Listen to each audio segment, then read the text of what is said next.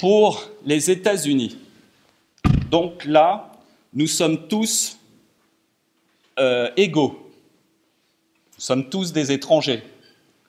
Vous voyez, vous êtes français, vous êtes européen, vous êtes non européen mais étudiant en France, vous voulez aller faire un stage ou travailler aux États-Unis, pour tout le monde, ça va passer par le J1, qui est un visa qui va prendre 2 mois, qui peut s'obtenir jusqu'à 38 ans, qui peut s'obtenir plusieurs fois.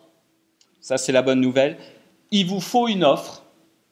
Il faut qu'elle soit en concordance avec vos études. C'est-à-dire que vous faites une business school, il faut que ça soit dans la prolongation de votre business school. Vous êtes ingénieur, il faut que ça soit dans la prolongation de vos études d'ingénieur ou en cohérence avec votre parcours. Il ne faut pas que ça soit n'importe quoi, voyez.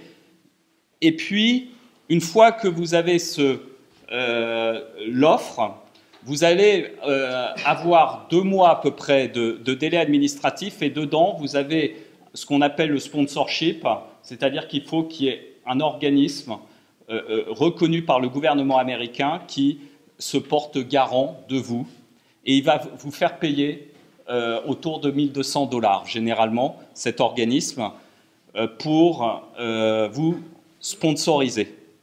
Alors, il y a des boîtes qui peuvent payer ça.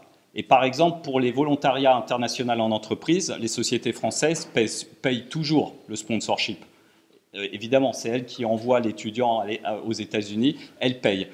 Pour les VIE, donc, c'est le J1 qui est dans la plupart des cas utilisé par les sociétés françaises. Donc, que vous fassiez un stage ou que ça soit votre premier job aux États-Unis, on se retrouve quasiment toujours autour du J1. Le problème du J1, c'est quoi? C'est quand votre contrat se termine, vous devez rentrer dans votre pays. Ou alors, il va falloir qu'il y ait une boîte américaine qui vraiment vous veut et qui fasse des démarches administratives et qui paye.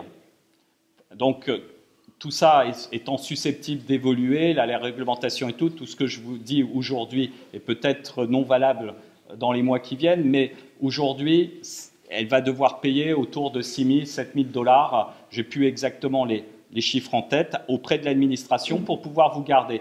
Donc vous comprenez bien que plus vous êtes un talent, moins ça pose de problèmes. Mais si vous n'apportez rien à la boîte, c'est-à-dire si vous n'êtes pas, par exemple, une super locomotive commerciale, ou si vous n'êtes pas une star en ingénierie, elle ne va pas payer. Vous voyez, il y a quand même une population américaine qui est là et qui peut faire beaucoup de choses. Donc, vous voyez que là, il va falloir démontrer que vous êtes quelqu'un d'un petit peu exceptionnel. Et c'est pour ça qu'il y a beaucoup de gens qui ont des difficultés pour rester aux États-Unis.